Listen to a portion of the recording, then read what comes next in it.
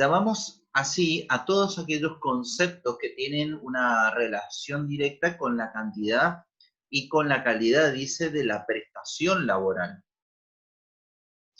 por las cuales se les retiene aportes a la seguridad social y contribuciones que el empleador debe pagar. En este sentido, los conceptos remunerativos están vinculados a las tareas que hace el trabajador dentro de la organización, a las distintas actividades que lleva adelante, a todo tipo de concepto que se vincule con su tarea o bien se vincule con los niveles de producción que lleva adelante el trabajador, ¿sí? Claro está también que de parte de todos esos conceptos que recibe, el trabajador sufrirá también los correspondientes aportes que deberá realizar al sistema de seguridad social y a todas aquellas instituciones a las cuales también deba aportar, ¿sí? Por ejemplo, por un lado tenemos el sistema de jubilaciones, por el otro lado el sistema de obra social, por ejemplo, al sistema también de fondos de salud pública, ¿está? Y también, por ejemplo, a determinadas o determinados seguros a los cuales el trabajador está vinculado, ¿sí? Entonces, estos conceptos, los remunerativos, son conceptos a los cuales se le aplica, ¿sí? Todo lo que refiere a las distintas retenciones que va a sufrir el trabajador. Por eso decimos allí también se computan para lo que es el aguinaldo, o sea, para la determinación del sueldo anual complementario, ¿sí?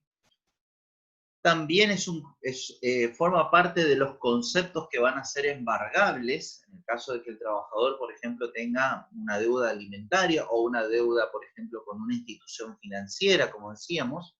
Allí el trabajador va a recibir naturalmente el descuento, ¿sí?, que corresponda en función a ese concepto.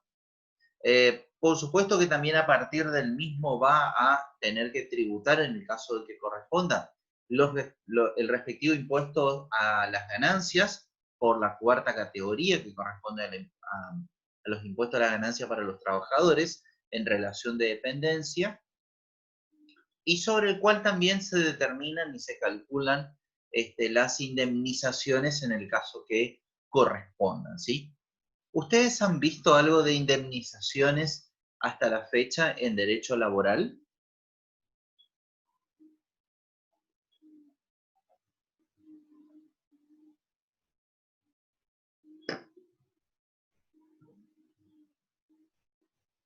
¿Escucharon el concepto? ¿Lo trataron con el profe o la profe?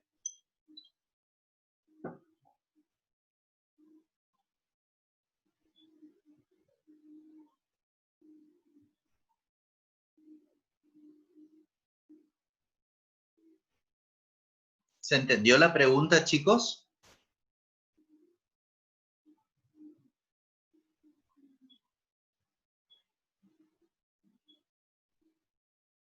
¿Hay alguno que pueda responder por sí o por no?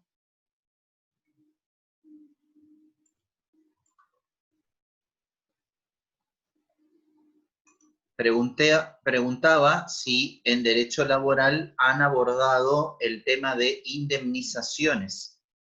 ¿Cómo se determinan las indemnizaciones? ¿Qué son las indemnizaciones?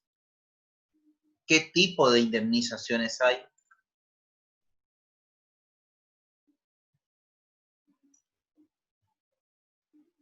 ¿Alguno puede responderme si lo han visto?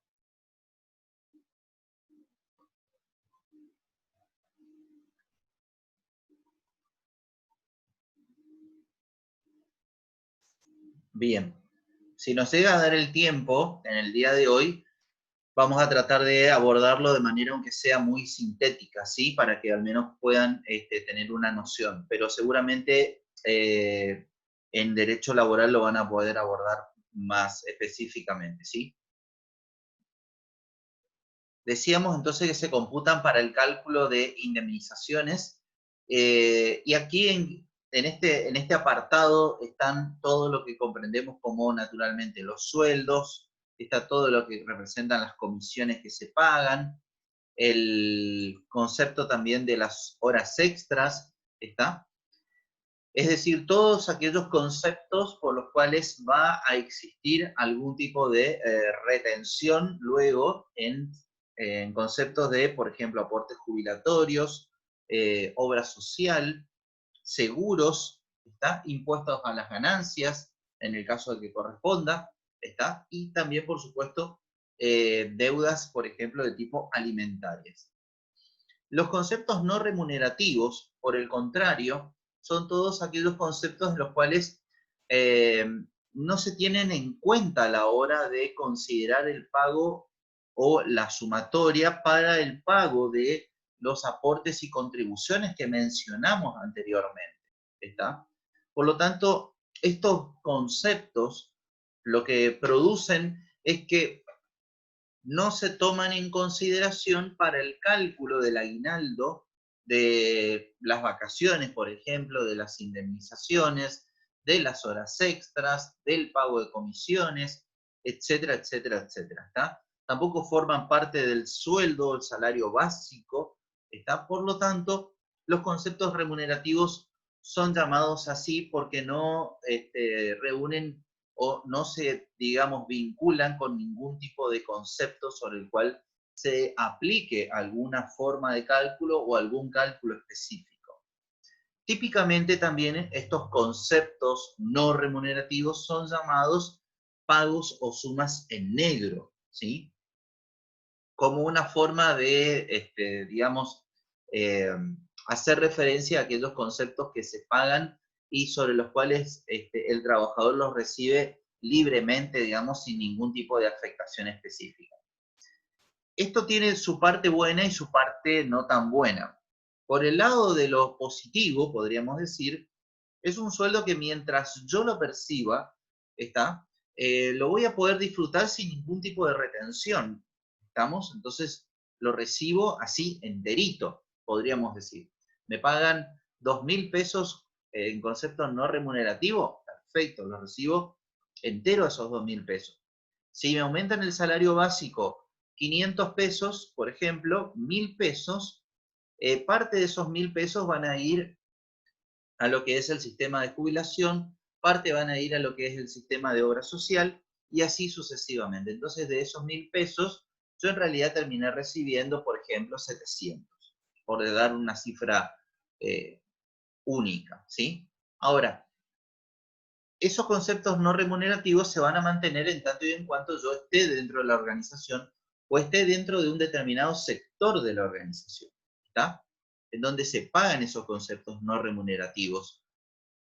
El día que yo me vaya de la organización o pase a otro sector de la organización en donde esos conceptos no existen, entonces los dejaré de percibir. Entonces muchas veces el trabajador hace un uso, digamos, intensivo de ellos y cuando no los recibe más, bueno, ahí puede generarle algún tipo de problema. Por lo tanto, es un concepto que hay que tomarlo siempre con pinzas, en el sentido de que, bueno, lo tenemos mientras estemos en la organización y estemos en este ámbito de la organización.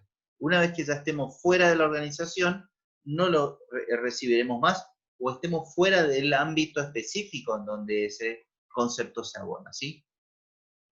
Aquí hay un pequeño ejemplo que quería mostrarles de lo que es la liquidación de un sueldo, en este caso, de este residuo de sueldo corresponde al sector de los metalúrgicos y como ustedes pueden ver allí tiene un concepto eh, llamado básico, que es el sueldo básico, ¿está? El que está en la escala salarial, conforme la actividad y el puesto de trabajo que realiza este trabajador.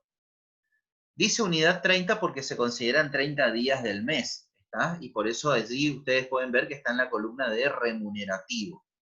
En este caso me adelanto y ustedes pueden ver allí que no hay conceptos no remunerativos, pero fíjense que puede existir por algún acuerdo, por ejemplo, en donde generalmente esto se da por por un pacto entre el propio trabajador y la propia empresa, en donde muchas veces también eso se da por una situación muy específica.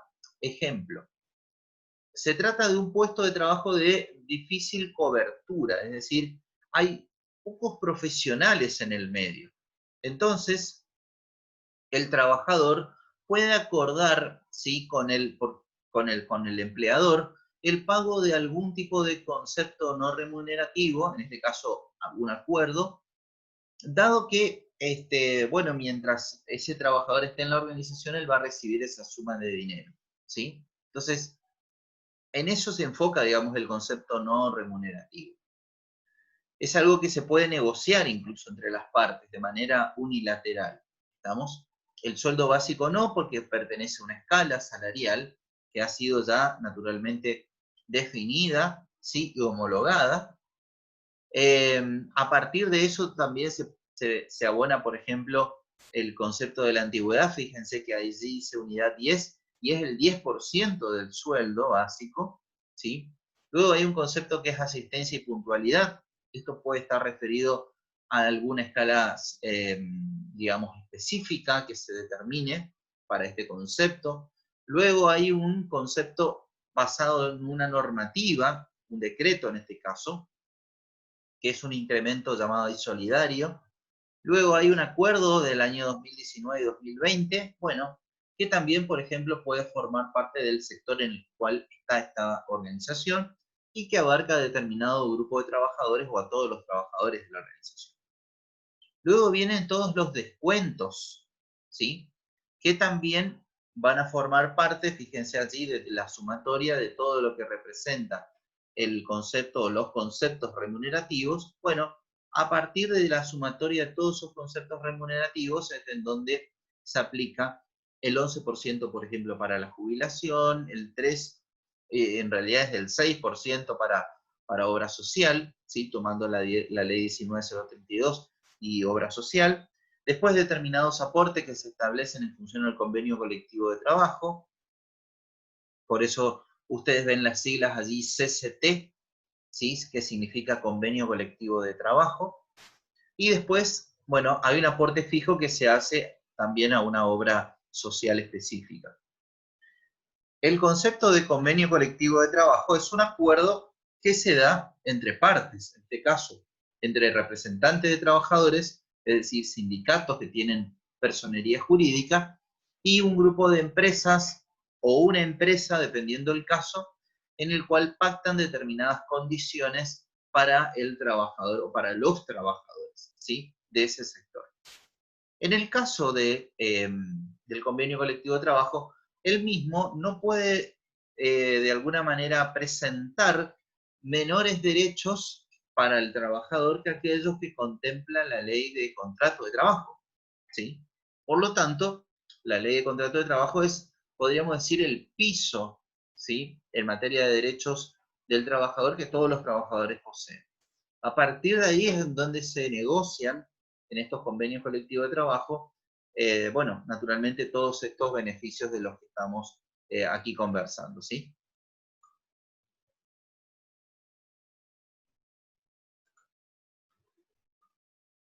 Más o menos va quedando claro hasta aquí estos conceptos vinculados a la remuneración.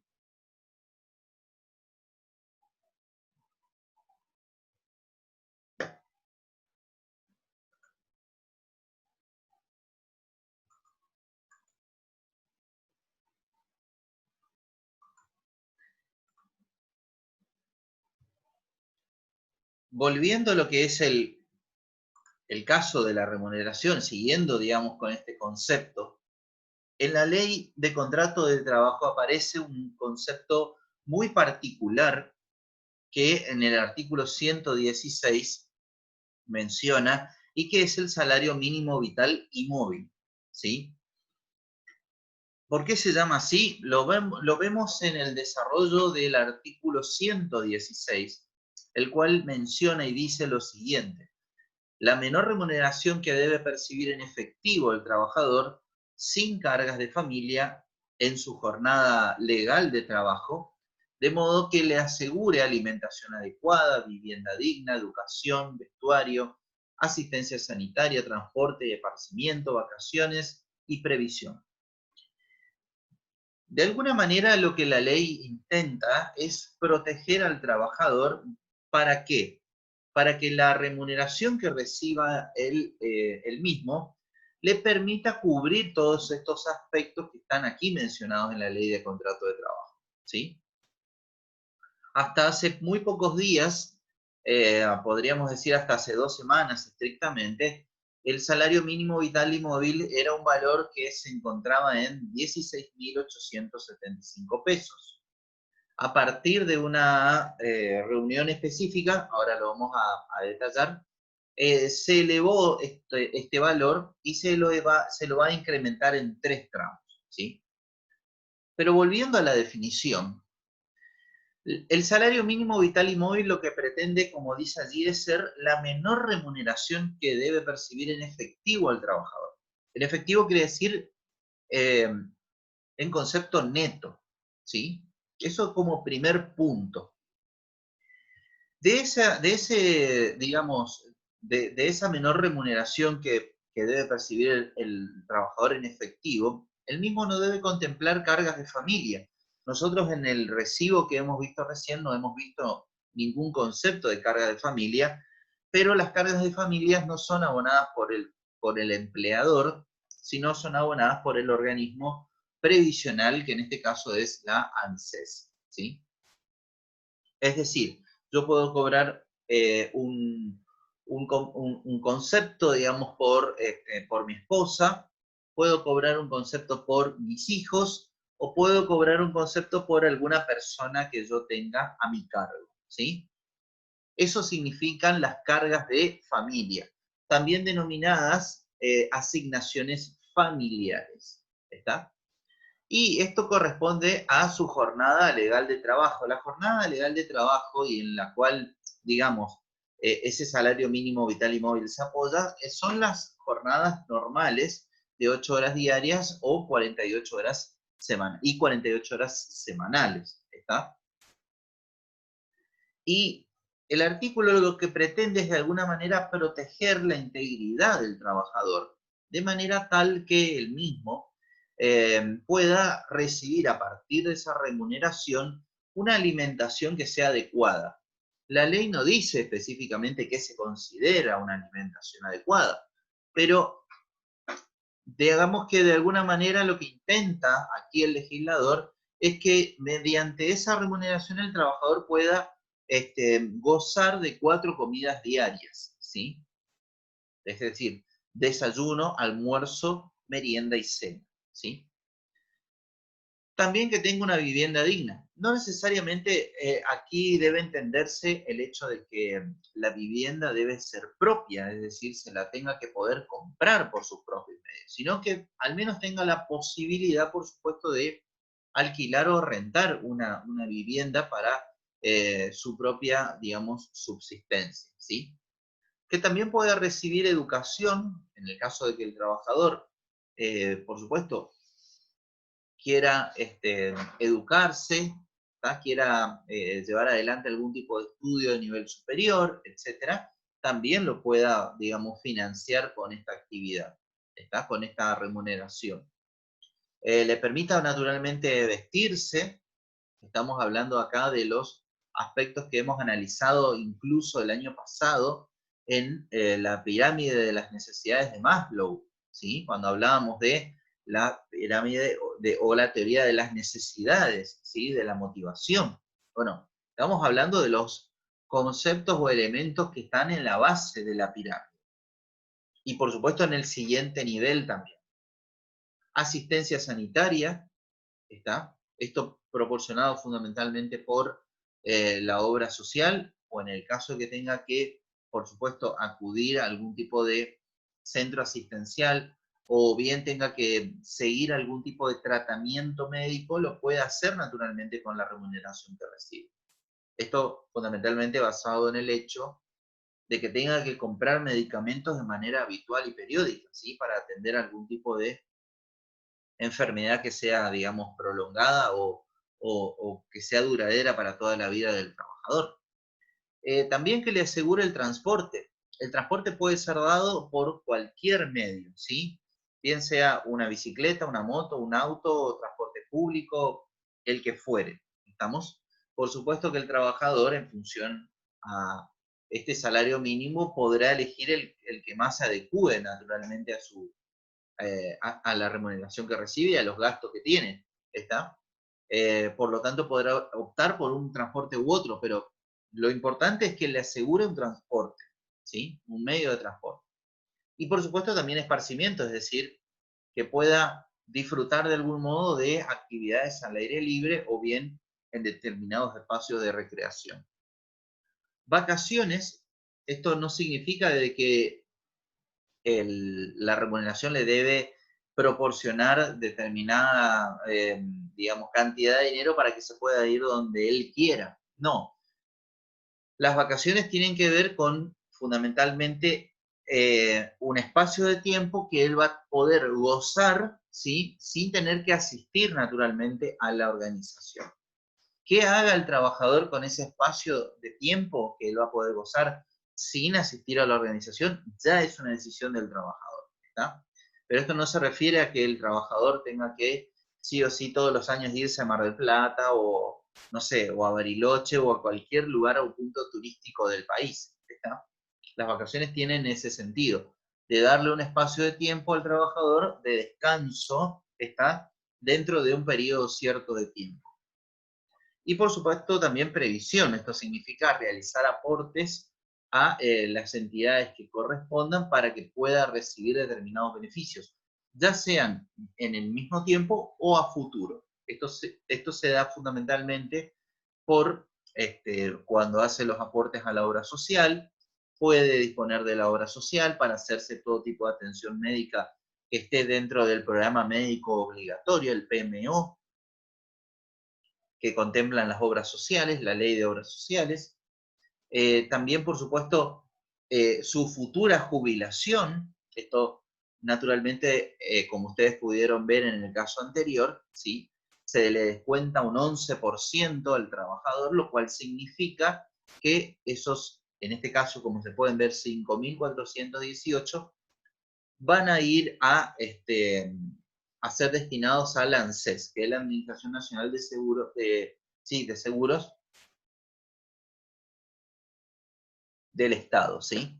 Con esos, en esa organización se abonan las jubilaciones de quienes van ingresando al sistema jubilatorio. Por lo tanto, el día que el trabajador se jubile, va a recibir una jubilación que va a ser pagada por ese órgano.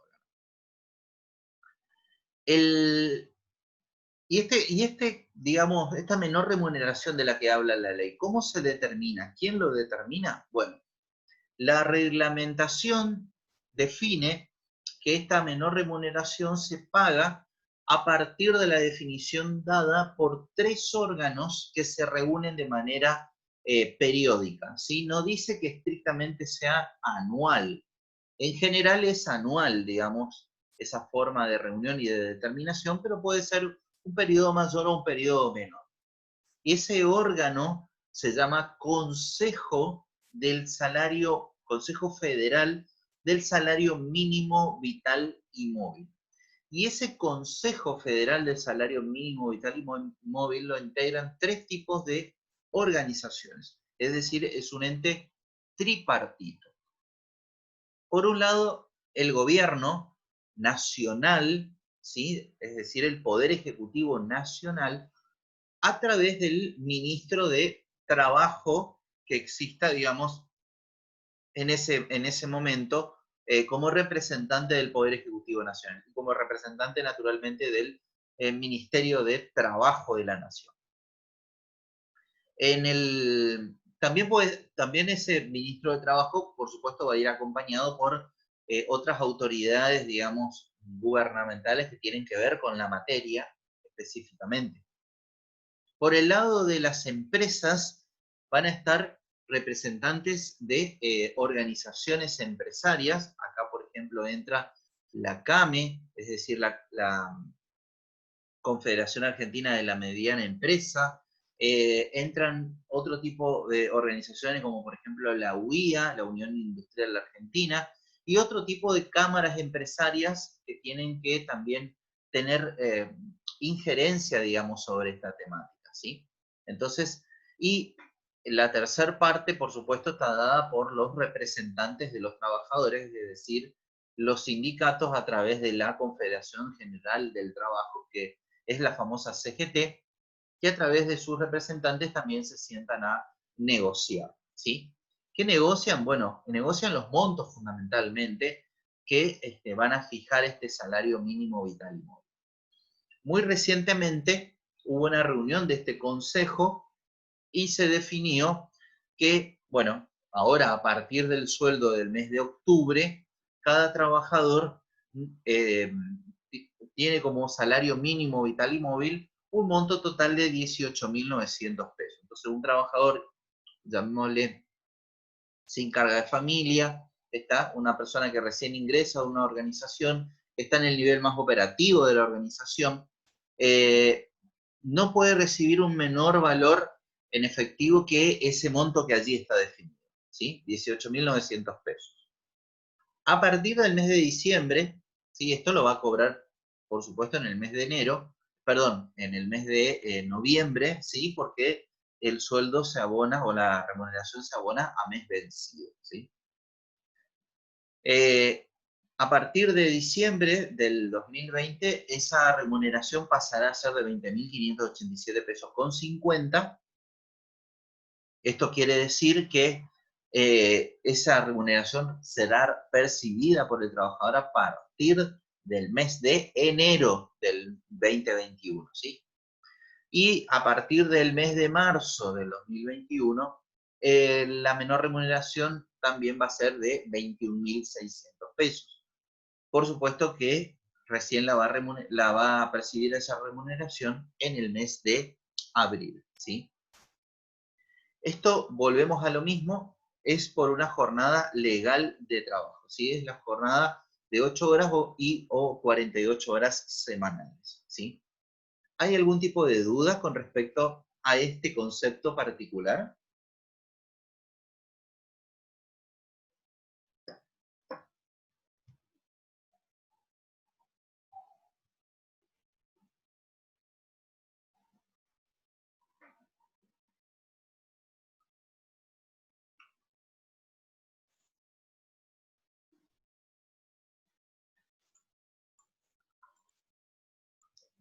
Nosotros recién hablábamos de lo que significa, de algún modo, el sueldo o salario anual complementario, también denominado en términos, llamémosle, informales, ¿sí? Aguinaldo, ¿sí? Este sueldo anual complementario es la 12ª parte, es decir, un sueldo dividido 12 en términos estrictos como lo plantea la ley, ahora lo vamos a analizar desde el punto de vista del cálculo, del total de las remuneraciones definidas en el artículo 103 de la ley de contrato de trabajo, ¿está? Percibidas por el trabajador en el respectivo año calendario. Cuando nosotros hablábamos hace un momento de los conceptos remunerativos y no remunerativos, por ejemplo, de los conceptos fijos, los conceptos variables, nosotros decíamos que algunos conceptos servían para el cálculo, por ejemplo, del SAT y otros no, ¿sí? Concretamente, ¿qué tipo de conceptos, por ejemplo, no forman parte o no podrían formar parte del sueldo anual complementario? Bueno, estrictamente todo lo que es no remunerativo, o bien que conforme las normas se defina que no van a formar parte del sueldo anual complementario, ¿sí? Este sueldo anual complementario, como bien lo dice su nombre, es el famoso también sueldo número 13. Por ejemplo, cuando se establece en un presupuesto de una empresa el cálculo de lo que van a ser las remuneraciones para el año siguiente o para un ejercicio siguiente, para un ejercicio fiscal, por ejemplo, siguiente, la organización va a realizar, bueno, naturalmente un análisis de las remuneraciones que se están pagando, va a hacer la proyección de cuánto va a ser el aumento estipulado para el ejercicio siguiente, va a, naturalmente, considerar las altas, las bajas que pudiera haber, y por supuesto va a determinar también no solamente esos sueldos multiplicados por 12, sino por un valor más, es decir, por un sueldo más, que es el número 13. ¿Por qué el número 13? Porque en efecto el sueldo anual complementario es el sueldo adicional que se paga durante el año. Este sueldo número 13, ¿sí? En efecto, se abona en dos cuotas. Una es el 30 de junio de cada año y otra es el 31 de diciembre de cada año. En términos estrictos, no siempre esto se cumple, en realidad debería ser así, pero por ahí algunas organizaciones o pagan unos días antes o pagan unos días después, ¿sí? Todo depende también de las necesidades de caja que tenga la organización, porque fíjense ustedes que si yo tengo que pagar como organización los sueldos del mes de junio, los pagos los primeros días de julio, a eso también le tengo que agregar lo que es la correspondiente parte del SAC, es decir, el medio SAC o medio aguinaldo, como se conoce. ¿Está? Entonces, de ese sueldo, ¿sí? El número 13 que yo lo tengo que pagar a lo largo del año, lo divido en dos, ¿sí? La mitad lo tengo que pagar en el mes de junio, el 30 de junio, y la otra mitad lo tengo que pagar el 31 de diciembre, ¿sí? Pero los dos valores no son iguales, o tal vez no lleguen a ser iguales.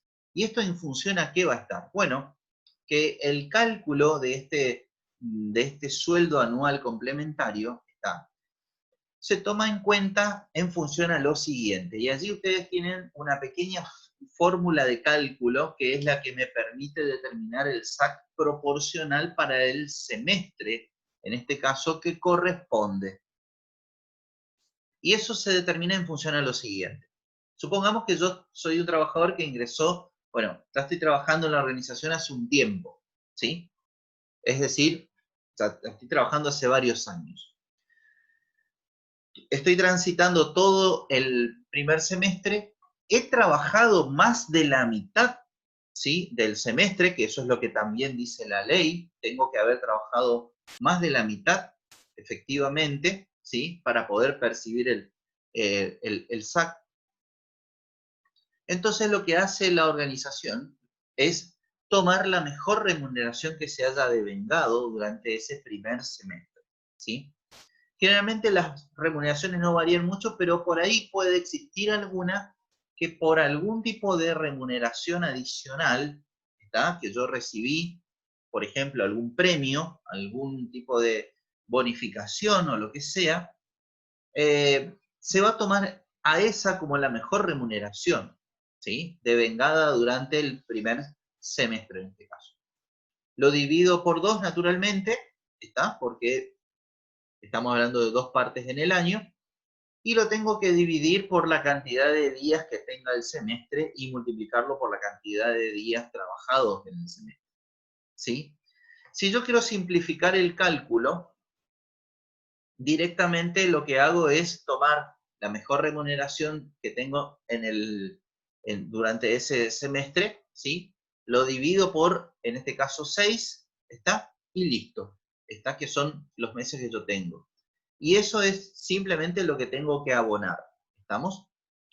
En el caso de que la organización, por ejemplo, me haya incorporado a mí durante cierto mes del año, ejemplo, el 1 de marzo, entonces, por eso esta forma de cálculo allí toma mayor sentido porque tengo que considerar los días del semestre, que van a ser 180, 181, y multiplicarlo por la cantidad de días trabajados en el semestre, que no van a ser 181, sino van a ser, en este caso, simplemente los días correspondientes al mes de marzo, abril, mayo y junio. Ejemplo, vamos a redondear en 120. ¿Estamos? Entonces, ese va a ser un SAC proporcional por el periodo de tiempo que yo trabajé, ¿sí? Del otro modo, si yo, por ejemplo, fui despedido de la organización o yo renuncié a la organización o fallecí, por ejemplo, es decir, por algún motivo se produjo la extinción de la relación laboral, que es el punto que tiene relevancia aquí, bueno, también opera lo mismo, ¿sí? Es decir, tengo que determinar la cantidad de días del semestre y multiplicarlo por la cantidad de días que yo he trabajado en el semestre, ¿está? De esa manera obtengo el SAC que es proporcional al periodo que yo trabajé dentro del semestre de la organización. Esto se aplica indistintamente si es para el primer semestre o para el segundo semestre, ¿está? Porque para el primer semestre yo pude haber trabajado todo el semestre y renuncié, por ejemplo, en una parte del segundo semestre, ¿estamos? Entonces el cálculo es exactamente lo mismo, ¿sí? Este cálculo lo llevaron adelante en la asignatura de Derecho Laboral, desarrollaron el concepto de sueldo anual complementario y las distintas formas de cálculo.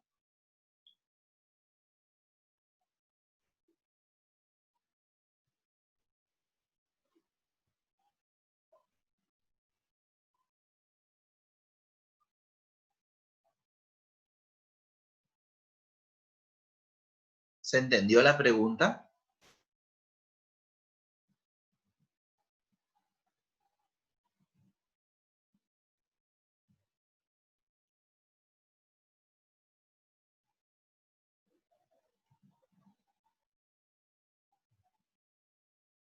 Chicos, ¿alguno puede responderme si se entendió la pregunta?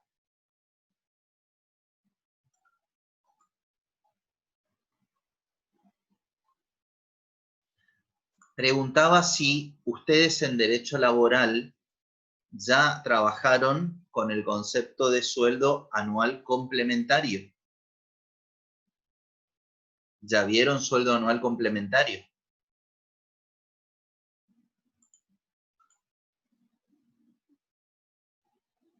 Bien, entonces ya tienen la forma de cálculo, entonces, de lo que es el sueldo anual complementario, ¿sí? ¿Vamos bien hasta acá? ¿Tienen alguna duda? Entonces, perfecto. Entonces, ¿qué es lo que nos queda? Dentro de lo que son las remuneraciones, hasta aquí es lo más importante que nosotros vamos a desarrollar dentro de nuestra asignatura. Bien, perfecto. Por lo menos desde el punto de vista conceptual, es lo que a nuestra asignatura le interesa que ustedes comprendan. Vuelvo a insistir con lo que estuvimos mencionando en clases anteriores respecto al hecho de que ustedes, a medida que van desarrollando conceptos dentro de nuestra asignatura, también les sirve para derecho laboral y, por supuesto, lo que desarrollan en derecho laboral también lo pueden aplicar aquí, ¿sí? Así que en ese sentido, cuando estudien para el final, por ejemplo, de una de las dos asignaturas o de las dos, el material es complementario de una con otra, ¿sí? Hasta aquí lo que tiene que ver con la parte de remuneración, es decir, de lo que el trabajador puede y va naturalmente a percibir, ¿sí?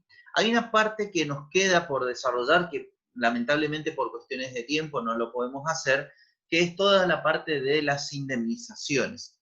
Las indemnizaciones, lo digo rápido antes que se corte, ¿sí? Tienen que ver con aquel beneficio que recibe el trabajador cuando es, por ejemplo, despedido de la organización sin una causa digamos, que lo justifique. ¿Está? Entonces, cuando el trabajador un día es despedido, ¿sí? por el empleador sin motivos aparentes, entonces es ahí donde se activan los mecanismos de la indemnización.